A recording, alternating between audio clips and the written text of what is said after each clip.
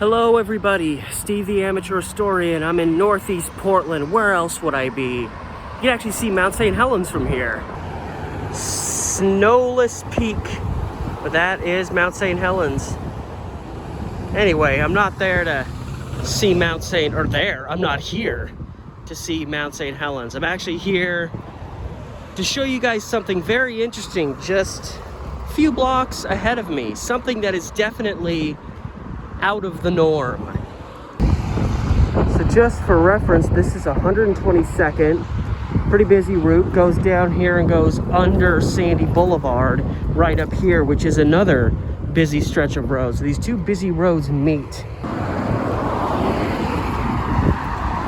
So here we are crossing busy 122nd Avenue, Northeast 122nd Avenue, as it goes under Sandy Boulevard, another busy stretch.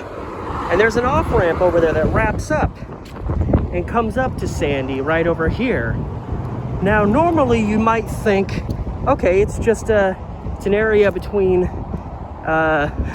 two busy streets and an off-ramp. What would be wedged in between all three of those? I bet a lot of you probably weren't thinking a cemetery.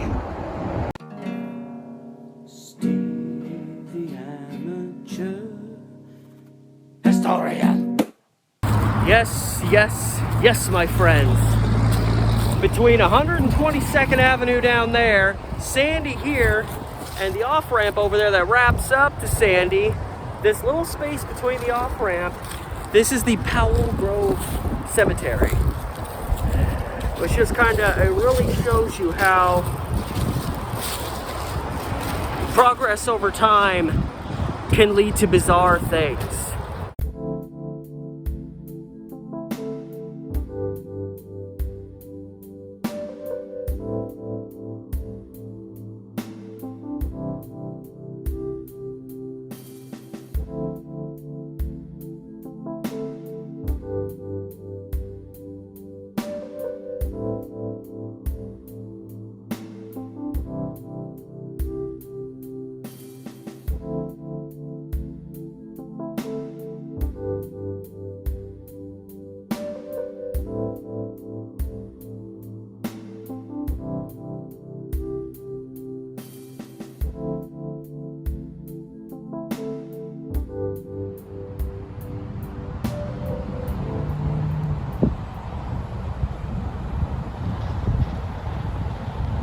So is this the signage of just cemetery rules? Of course, they have to acknowledge the high potential for fire. I don't know where the sign is at for this. Is there even a sign? Usually they have a sign somewhere when you enter a cemetery in Portland acknowledging what it is. I know this is called Powell Grove. And I know it's an old cemetery, which is so interesting because you think this is probably a lot of farmland, just a lot of nothing, maybe a few sparse houses, and then there was just this cemetery all off by itself. And then progress just grew around it. Big roads were built, buildings were built, fireman training buildings were built, abandoned looking stores were being built, and now this is like the grandfather sitting in his chair watching the world change around him. So it's obviously a fairly small cemetery because it's wedged into, genuinely, I mean, you look down here, it's wedged between two busy roads and an off-ramp from one onto the other. It's no joke. I was blown away when I first discovered this place. Oh man, someone who's buried here recently had a birthday. At least they're being remembered.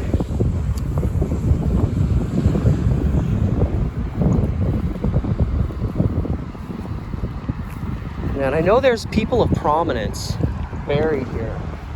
Like even right here it says David Powell. And of course this is Powell Grove Cemetery. You have David Powell and Alameda Powell. So obviously we have, Powell Boulevard. There's a Foster Powell neighborhood. I'm assuming is named after the Powell family. And I'm guessing this is husband and wife. And it says the wife's name was Alameda Powell. And there's an Alameda neighborhood in Portland as well. But you see, oh, wow, maybe this isn't his wife because they're like 40 years apart when they died, unless his wife died incredibly young. It says that he was 73 years old when he died. It doesn't have an age. But I'm wondering if this is like the Powells in question. And it shows that, you've had people being buried here since the mid-1800s. Marcus, so here's more of the Powell family. One just says mother. Because it wouldn't surprise me if the Powells were instrumental in the settling of this cemetery, which is named after them. And these particular graves are like right in the middle of the whole thing. And you got Calvin Powell Lamb, who fortunately his gravestone has been severely damaged. And then it says father over here. So I'm guessing David Powell's buried here and Alameda's buried over there where it says mother.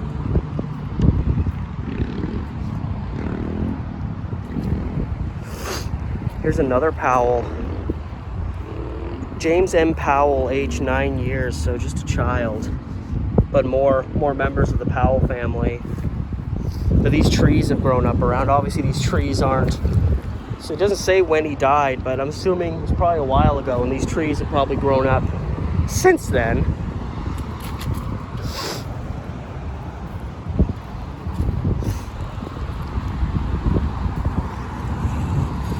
And there's a lot in the ground here that you can't really see too well. There was even over here there was even a grave I saw that, or at least this looks recent. Here you've got a grave from 2017, but look, this one, like the dirt has just recently been packed onto it. And like a temporary marker. So yeah, this is probably a recent one.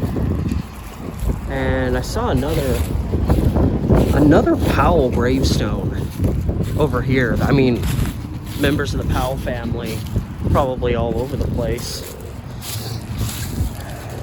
Yeah, even this one is somewhat recent. You can kind of see the outline. It has another one of these temporary markers, and what the hell that is. But yeah. So this is Thomas Cater Powell, died in 1928. Got out right before the stock market crash. And this one, I can tell it says Powell here. You can see the outline of, you can actually feel it, the Powell.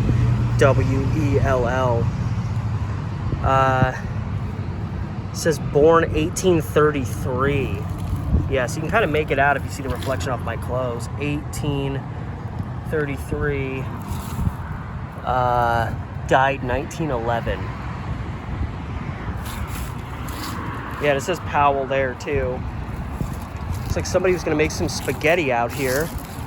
Or maybe this was some symbolic gesture, I don't know. John Powell. Died 1899. I can only ponder that this is maybe another Powell marker. Yep. Fanny Powell Gilson, born 1867, died 1887. Sheltered and safe from sorrow. Only had just turned 23. Wondering about you. Elverna Barker. I've never heard that name before. Elverna. Born 1858, died 18... Oh, no, hold on. Died... Born 1850... Oh, God. This infant only lived for a couple of months. In another case, this baby didn't live to be a year old. Yeah, these were all babies. Susan Barker, Emery Barker, Elverna Barker. And, it's tragic. Back in the day, a lot of babies died young. Hiram Barker, I guess, and then Susan M. Barker. I'm guessing that's the parents, possibly. Yeah, Burton Barker, who made it to lived a year and a week.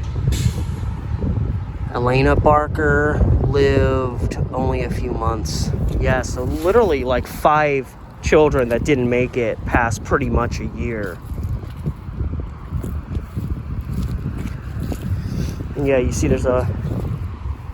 They go to about this tree and then the markers kind of stop. Here's a big one. It says Lorena Holcomb, 1842 to 1907. And it's like they just buried it and then put like something about the size of a casket over the top of it. Got some more recent ones here. And who knows how far they might stretch out. Probably not too far. It can't be a very... Here's another Barker who actually lived 1859 to 1911. But yeah, I'm guessing a lot of people don't love the idea of their loved ones being buried like within a few feet of an off-ramp. It's not exactly a warming resting place. I mean, this place is still amazing, but of course this place was here first. D'Angelo Washington lived only to be 36. No, didn't even quite make it to 36. And then there's like a little hidden one. I'm sure those are scattered all over the place here. Francis Pace, 1915 to 1992. And I know over here there's a big one. And this was another prominent family. This is another semi-recent one. You can still see how it's a little more muddy here than other spots. But yeah, this is another prominent family, and I see there's another Powell gravestone here, but maybe wondering, wow, this is a behemoth. Who are these people? Well, this is the prominent Reynolds family, who were very prominent in early Portland. There's a Reynolds High School in Troutdale. The old Reynolds High School is now Reynolds Middle School. So another family that has stuff named after them. I know there wasn't like a Reynolds, and like in Troutdale there was like a Reynolds. Did they make like tinfoil or something? I know that there was like a Reynolds factory in Troutdale. It may still be there, but you got John Reynolds, Ron Reynolds,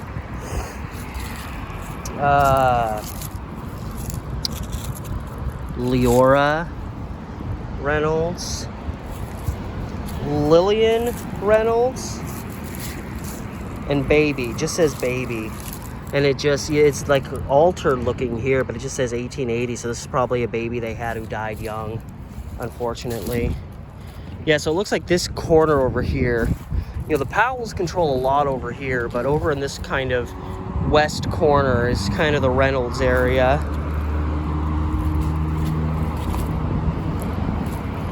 You can see this one was broken, which can happen. They came back and put it back together. It's like, says like Walker, maybe is their last name.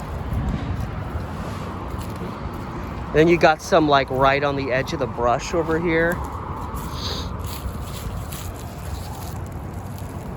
Elizabeth Gee, Joseph Mays. Yeah, some of them are even tilting downward because we're so close to the drop off to 122nd. It says father and mother. Here's a little one. But yeah, I think I saw another Reynolds one over here. Yeah. More from the Reynolds clan. Guy, Ian, I'm wondering if this is like for a wife or maybe a sister, or who knows. There are people of various different names. Here's a little one off by itself. Dora Wedgwood, 1949. I'm guessing that's the time of death. Yeah, it looks like there's not a whole lot down this area.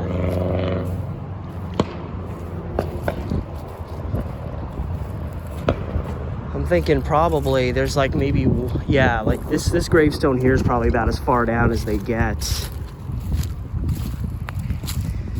Pearl H. Wood, born 1887, died 1922. So yeah, I really wanted to give this place a visit. Take a look at some of the gravestones. You can see generally, you know, a lot of them are very old. There's some more recent ones. Like this one's 2017. And it's bizarre. You know, the way that like the world just has grown up around a historic place like this. I mean, I can't say that I love it. You know, it's always nice to think that when you bury your loved ones in a cemetery like this, they're gonna have peace and quiet, you know, among other things.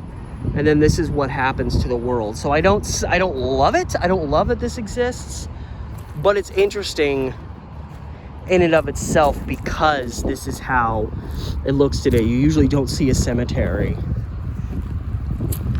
surrounded in this manner. I don't think there's any more this side of the trees. Yeah, this is about as far down as they go.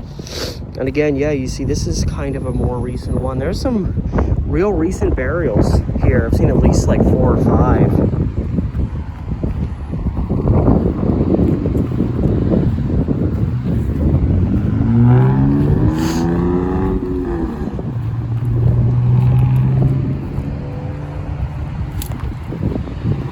And then there's this guy over here, all by himself.